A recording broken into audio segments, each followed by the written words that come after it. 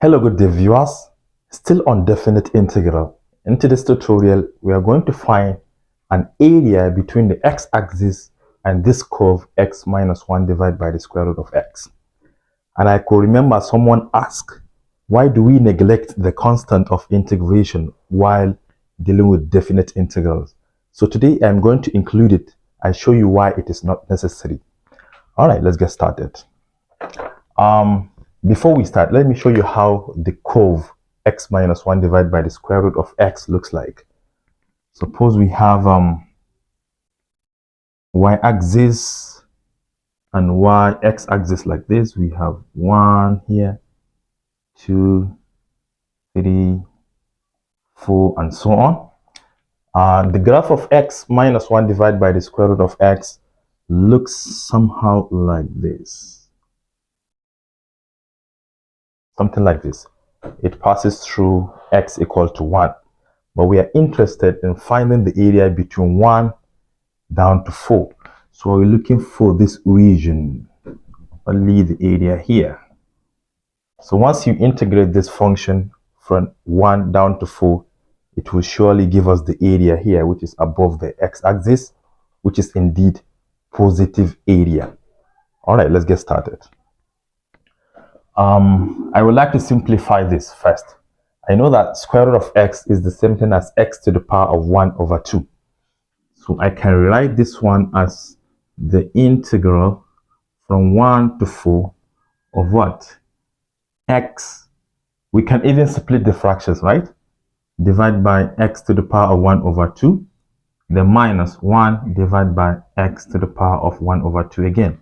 I have just distributed the square root of x upon x and negative 1. You can see them right here. All of these with respect to x. Applying one of the laws of indices, you know this one naturally has a power of 1. So we can take a base, which is x. Then we subtract the exponents. 1 minus 1 over 2 is still 1 over 2, right? So this is x to the power of 1 over 2. Minus. We can take x to the power of 1 over 2 to the top. So it becomes what? X to the negative 1 over 2 with respect to x from 1 down to 4. So now we are free to integrate term by term. To integrate this, we take x, we raise it to the power of 1 over 2 plus 1, which is going to give us what? 3 over 2. But make sure to divide by the new exponent, which is 3 over 2. And dividing by 3 over 2 is the same thing as multiplying by its reciprocal, which is going to give us what? 2 divided by 3. All the same. Then minus. Once you add 1 to this exponent, let me write x first. Once you add 1 to the negative 1 over 2, you shall obtain 1 over 2 positive. Dividing by 1 over 2 is the same thing as multiplying by the reciprocal of 1 over 2, which is 2. So we multiply by 2. Remember the constant of integration. I told you, I just added it because I want to show you how negligible it is. So the boundaries are what? From 1 down to 4. So now let us substitute upper boundary first. Wherever we have x, we will replace it with 4.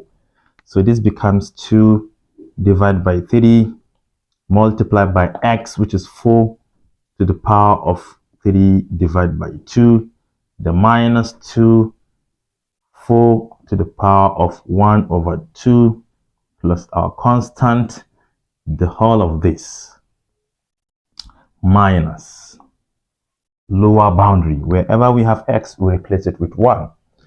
So we have 2 over 3, 1 to the power of 3 over 2, the minus 2, 1 to the power of 1 over 2, then plus the constant of integration. Now let us simplify. Power of 3 over 2 is the same thing as square root of that number to the power of 3. And what is the square root of 4? Is 2. 2 to the power of 3 is 8. 8 times 2, 16. Divided by 3. So the whole of this is 16 divided by 3. This 4 raised to the power of 1 over 2 is the same thing as square root of 4. Square root of 4 is 2. Then 2 times 2 is 4. So we have minus 4 plus the constant of integration. Minus 1 to the power of this is still 1 times this. We have 2 over 3. 1 to the power of this, we still have 1 times 2 is 2. Then plus the constant of integration. Now we are going to distribute this negative sign into all of these terms. Let's continue to the other side. So we have 16 divided by 3 minus 4 plus c. Then this minus and this, we have minus 2 over 3. This minus and this minus, we have plus 2. Minus plus is minus c. All right, let me show you where the c is not necessary. This c will take care of this c. They will automatically cancel. And this is true for all forms of definite integrals. And we have 16 divided by 3 minus 2 over 3. That will give us 14 over 3. So this is 14 over 3. Minus 4 plus 2 is minus 2. Minus 2. So how do we do that? 3 times negative 2, that will give us negative 6. 14 minus 6, that will give us 8, right? So we have positive 8 over 3 as the area between the x-axis and this curve x minus 1 divided by the square root of x. Thank you for watching. Do share to your learning colleagues. And don't forget to subscribe to my YouTube channel for more exciting videos. Bye-bye.